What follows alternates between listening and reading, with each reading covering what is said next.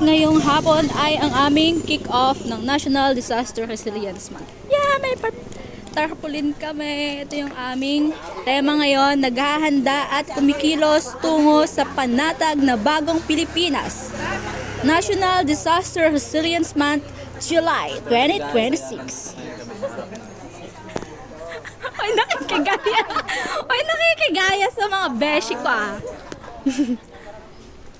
Hinihintay natin yung ating mga kasamahan. Run na yun!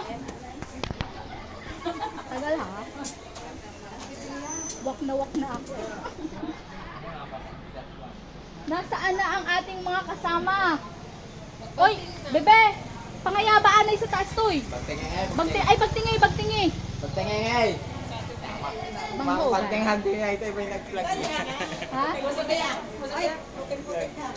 So alas 4 ang start ng aming walkathon. O ano? Resilience walk. Dapat may 30 talaga. Ayan, nandito na yung mga Coast Guard.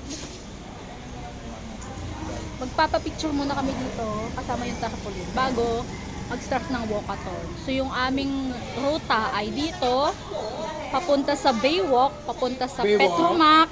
Petromax, tapos paikot dito banda kay Mayor, papunta kay na Ate Lea Figay, sa Bangar, tapos dito ulit yung last, tapat ng munisipyo kasi mag-flag retreat kami.